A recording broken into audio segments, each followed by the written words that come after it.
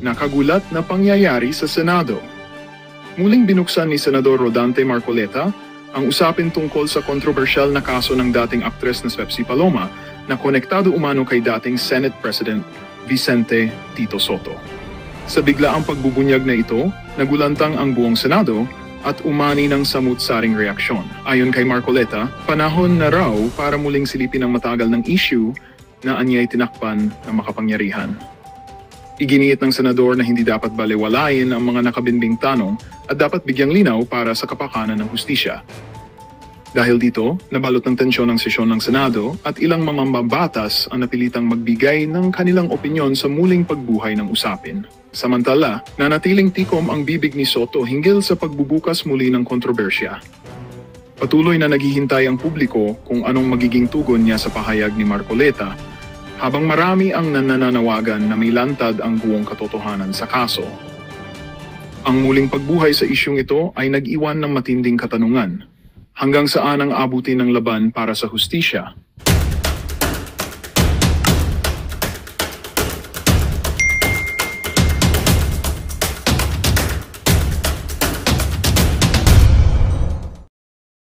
Press con na ito kasi alam ko yung marami sa inyo ay sa mga nakakaraang mga araw ay hindi nila ako ma-interview kasi hindi naman ako talaga nagpapa-interview.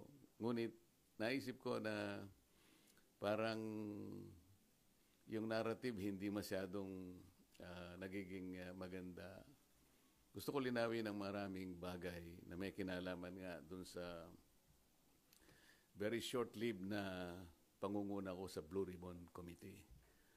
Halos 3 investigations lang yung ating natapos at nagkaroon na nga ng development at yun naman ay alam na ninyo. Ngayon, dahil nga dun sa mga pangyayari na yan, meron akong gustong mga issue na dapat ituwid. Gusto kong unahin yung tungkol dun sa punta nung Bryce Hernandez sa custodial investigation sa Camp Crame. Sapagkat kung alam naman ninyo, yun ay na-cite natin in contempt dahil nga sa tahasang pagsisinungaling niya, harap-harapan, ipinakikita na namin sa kanya mga dokumento, pati nga yung ginagamit niyang mga peking IDs na in-issue ng LTO. Pero ganun pa rin ang pagkakatanggi-tanggi niya.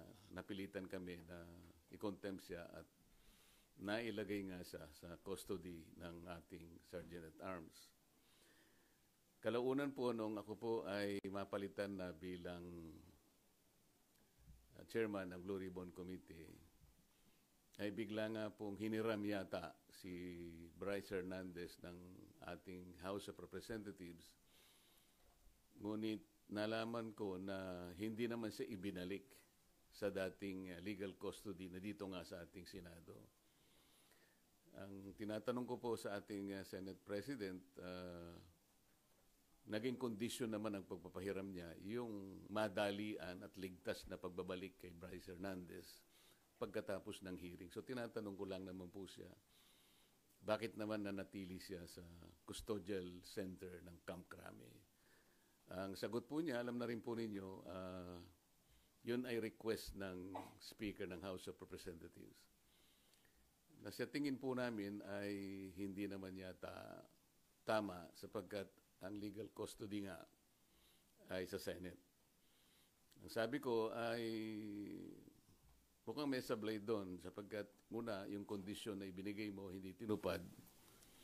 Pangalawa, kapag yun ay pinanatili mo sa Quezon City, sangayon na rin sa kanyang declaration, natatakot siya na pag ibinalik siya sa Senado, manganganib ang buhay niya. Parang binibigyan natin ng credence. Parang pinaniwalaan natin siya. Sa mga katwid, pagka siya'y nagsasalita rito sa Senado, parang hindi siya pinaniniwalaan. Pag nagsalita siya sa House of Representatives, tiwalang-tiwala ng kanyang sinasabi, puro totoo. Samantalang, puro sa kasinungalingan din naman ang kanyang sinabi. At nung kami magkaroon nga ng konting huddle nung bumaba siya sa session hall, Sinabi ko sa kanya, Mr. President, dapat naman sana nakonsulta mo naman ako kung siya ay tuluyan mong ilalagak sa pangangalaga ng custodial center ng Quezon City. Bakit ko naman gagawin? Sabi niya, ako naman ang Senate President. Nakalimutan po niya na meron po tayong tuntunin sa Blue Ribbon Committee. Ito po ay nasa Article 6, Section 6, Paragraph C ng rules ng Blue Ribbon Committee. Kailangan po malaman ninyo. Ang sinasabi po ron, yung witness na cited in contempt may be ordered to be detained in such a place as may be designated by the committee alone. Meron pong option doon or with the concurrence of the Senate President.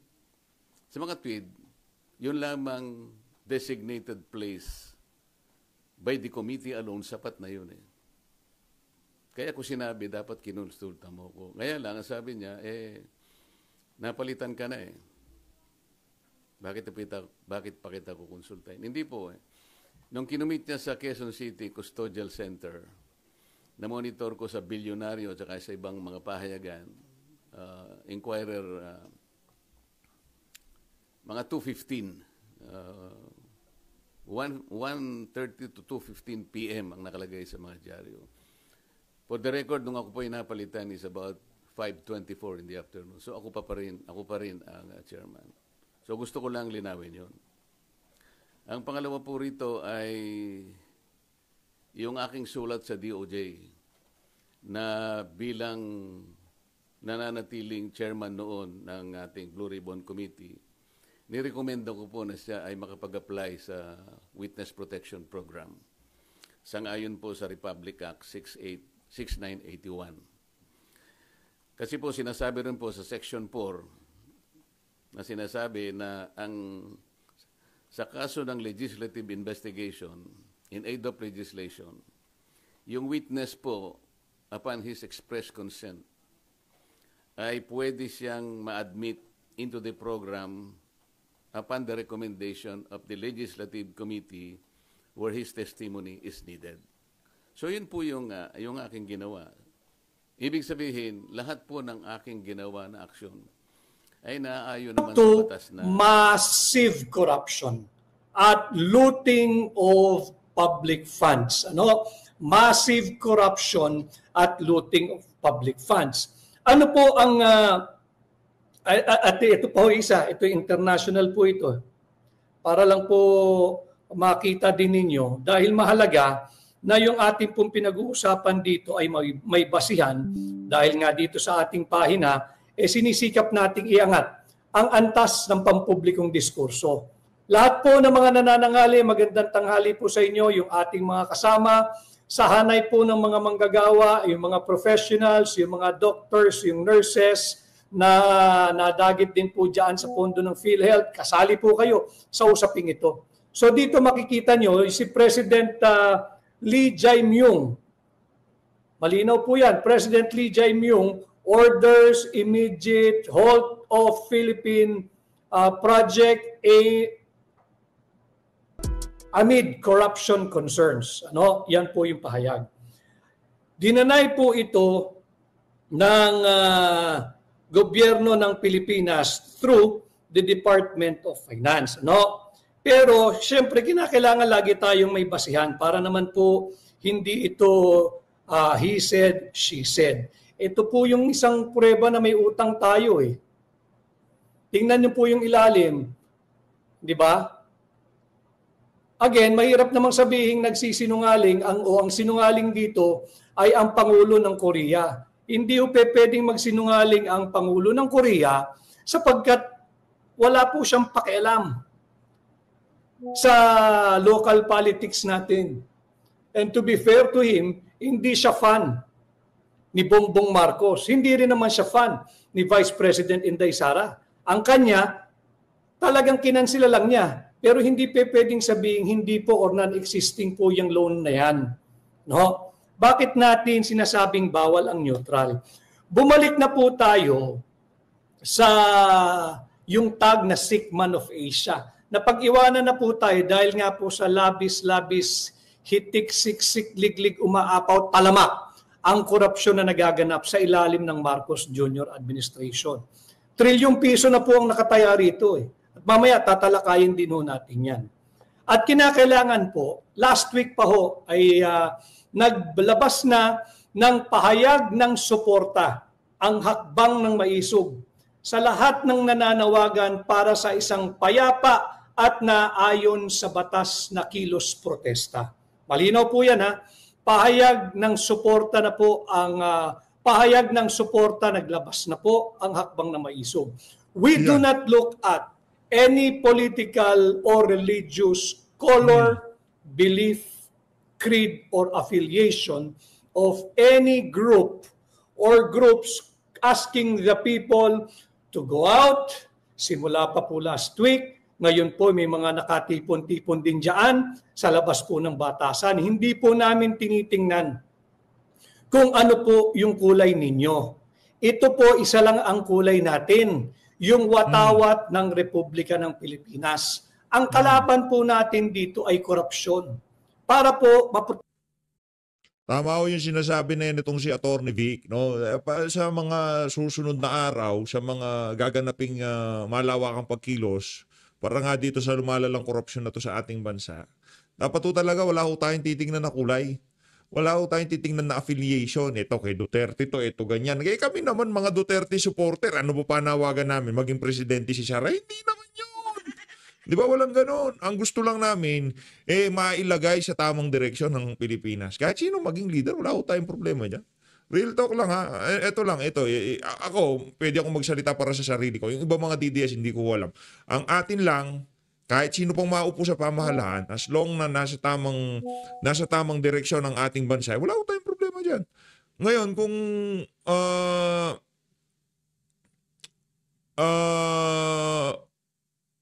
meron mang iilan dyan na nanawagan na ibagsak ang pamahalaan o kung ano pa man, meron ho tayong problema dyan. Pero tayo dito sa PH Update, at alam ko, 10 ng ating mga kasama dito, sigurado ho tayo na ang panawagan lang ho nila, mailagay sa tama ang ating pamahalaan. Yun lang naman ho talaga.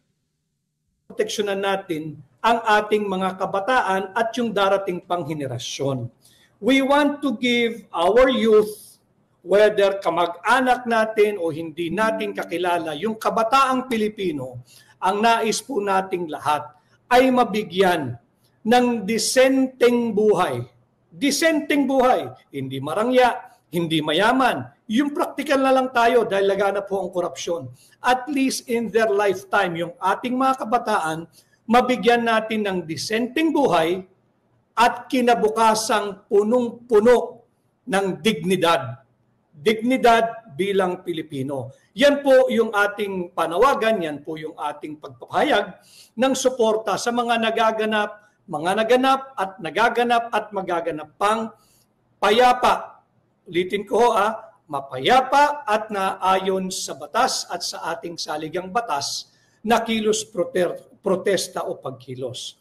After all, it is enshrined in our Bill of Rights, the right of every Filipino to express their indignation, their opposition to the many wrongdoings of the government peacefully. Yung right to peaceably assemble and petition the government for redress of grievances. Nakaukit, nakasulat, may garansya, yan po ay sa ilalim ng Bill of Rights natin, Article 3 ng ating saligang batas. Public embarrassment na po yung nagaganap. Ultimo po ang isang sovereign state, ang South Korea, kinansela yung 28.7 billion pesos loan ng Pilipinas. Para po yung sa isang magandang proyekto sana. At ulitin ko, mismo po ang Pangulo ng Korea ang nagsabi due to massive corruption. Hindi po linagyan ng sinabing corruption lang. Massive corruption at looting of public funds. And having said that, I encourage lahat ng Pilipino, yung mga pabor sa kasalukuyang pagnanakaw na nagaganap sa ilalim ng administrasyon ni Bongbong Marcos, sa ilalim ng pamumuno ng House of Representatives Speaker Martin Romualdez, sa ilalim ng pamumuno ng dating chairman ng Committee on Appropriation na si Saldico, At yung mga kasalukuyang namumuno ngayon sa mababang kapulungan, total lagi po nilang binibida at ginayabang yan eh. Nasa kanila raw po yung power of the purse. Power of the purse. Ang pinag-uusapan pong purse dyan ay yung purse or pera na naming mga Pilipino. Hindi po yung power to empower your purse at the expense of the purse of the Filipino people. Yung mga sang-ayon po na magpatuloy ang talamak, lantaran, gahamang, kurakutan at korupsyon sa ilalim ng Marcos Jr. Administration, Martin Romualdez, Saldico Triumvirate. Lumabas din ho kayo at mag-rally. Bawal nga po kasi ang neutral eh. Tumungo kayo sa Malacanang, magpahayag kayo ng suporta, nakaw pamor. Dapat yan nasigaw ninyo eh.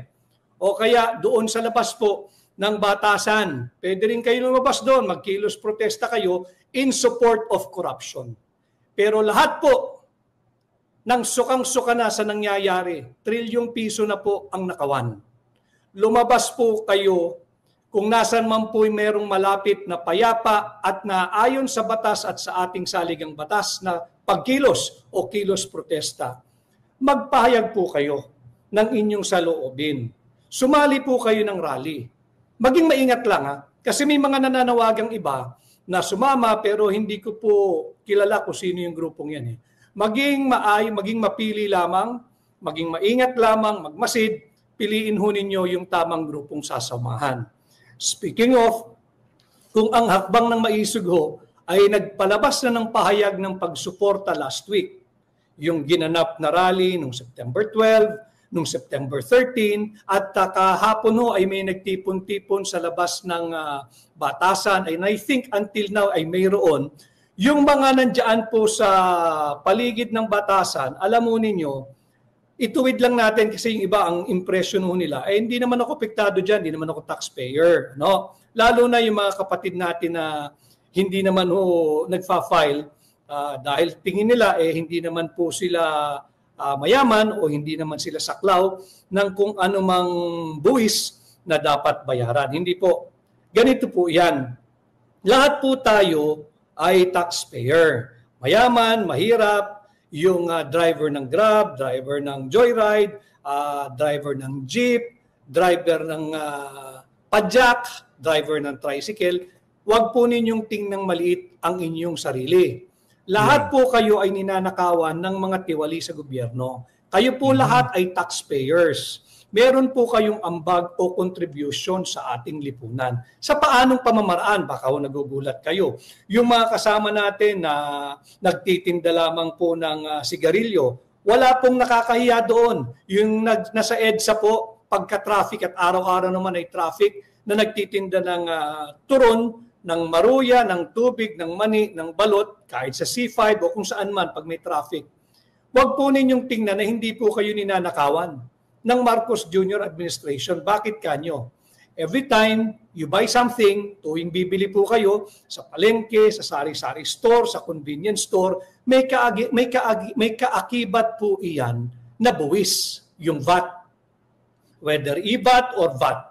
Yung value added, may buwis po yan. Kahit anong bilhin ninyo, meron po yan. Pag bumili kayo, inputted na po yan sa grocery, sa convenience automatic store. Na. So yun po yung contribution ninyo. Hagip po kayo ng buwis. Lahat po tayo ay nagbabayad ng buwis. Lalo na yung ating mga kababayang overseas Filipino workers and Filipino migrants. Yung mga nagpapadala ng tulong at ayuda sa kanilang mga pamilya dito sa Pilipinas. I urge all of you to encourage your family members, lahat ng hindi pabor sa nangyayari, lumabas po kayo. Ulitin ko bawal ang neutral, yun po ang ating titulo. Yun po yung ating pamagat ngayong hapon. Kinakailangan po tayo magtulong-tulong. Ito po ay problemang napakalaki, hindi po kayang tugunan ito ng isang grupo na mananawagan o dalawang grupo na mananawagan. Ang dapat nga pong nangunguna at manguna sa mga payapa at naayon sa batas sa pagkilos na ito ay ang Ayan na, mapayapa at naaayon sa batas. Okay, malinaw ho yun mga kababayan. Yung mga ibang rally sa iba't ibang bahagi ng mundo, dyan din ho sila nag-umpisa. Tayo wala tayong ano dito. Gusto natin mapayapa. Peace-loving citizen ho tayo dito ng Pilipinas. Ayaw ho natin ng kaguluhan, ika nga.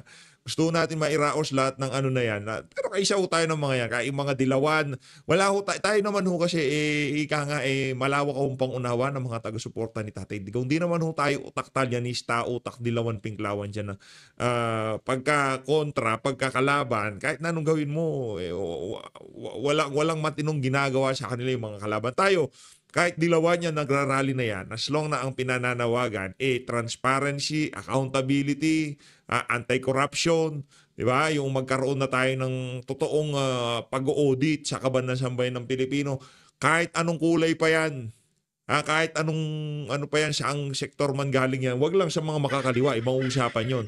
Yung mga makakaliwa, mga siraulo yan, wag ko kayo sumama sa mga yan. Diba? Mga oportunista yan. Gagamitin nila yung mga tao para ma-advance yung kanilang mga ideolohiya. Yan ang kanila. Yan ang kanila. Ang gusto lang nila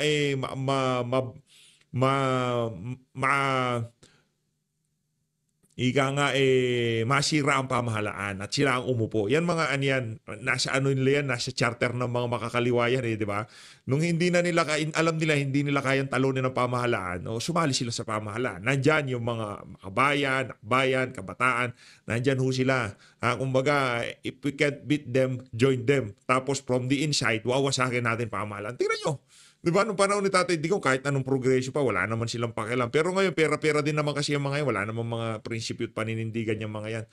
Kaya tayo dito, kung kahit anong kulay pa yan, mapapinglawan, dilawan, mga loyalista, as long na kayo ay nananawagan para sa kabutihan ng sambayanan, yung mawala ang korupsyon, di ba? Mawala ang katiwalian, pagnanakaw sa pamahalaan, kaisa nyo ho dyan ang ating mga kababayan. Kaisa nyo ho mga OFW, kaisa nyo ho yung mga vlogger. Sigurado magkakaisa ho tayo dito. Kahit, kung for example, sa rally, napasama tayo dyan. Kahit katabi ko pa pinglawan, wala akong problema dyan. Kahit katabi ko pa dilawan, wala akong problema dyan. As long na iisa lang ang panawagan natin, magkaroon ng accountability. Managot yung mga magnanakaw sa pamahalaan. Yun lang ho ang atin dito. Ngayon, pagdating sa in confidential front ni VP Sara, kasi yun na susunod na argumento doon. Paano yung kay VP Sara? Walang problema doon. Kaya nga meron ng kaso sa ombudsman, di ba? Meron ng pananagutan at sinasagot yon nitong si VP Sara. Sinasagot niya kung sakaling matuloy yung impeachment sa 2026, sasagutin niya yan. Ang tanong, itong kay Zaldico, kay Martin Romualdez, yung mga nabanggit na congressman, sinasagot ba nila? Meron ba silang asuntong kinaharap sa ombudsman, sa Korte Suprema o kung saan pa man? Wala ho mga kababayan. Kaya tayo dito, panawagan natin accountability. Yung kay VP Sara, huwag yun nang isali yan kasi may kaso na yun. Dire-diretso na mamayang Pilipino. Walang bandera ng mga political parties. Bawal ang EPAL. Yung mga cause-oriented, bawal ang EPAL. Ang dalin po ninyo, ako po'y nananawagan, lahat po nang lalabas sa September 21. Ang dalin po ninyong watawat ay watawat ng Republika. Yan po ang dalin ninyo. Yan po ang iwagayway ninyo. Ang watawat ng Republika ng Pilipinas. Ipakita natin na hindi pa po huli at meron pang pag-asa dito sa ating bansa na hindi natin pahihintulutan ang mga napakatalamak na korupsyong ito na magpatuloy. Kinakailangan po tayong lahat ay lumabas. Bakit kanyo? Magandang balita ang hatid namin sa inyo ngayong araw. Sa pagtatapos ng aming balitaan, nagbigay kami ng mga mahalagang impormasyon. Maraming salamat sa pagtutok at pagsuporta sa aming programa. Huwag kalimutang manatili sa mga susunod na araw para sa mga bagong balita at mga kwento na dapat nating abangan. Mula sa Boses ng Masa, magandang araw, Pilipinas!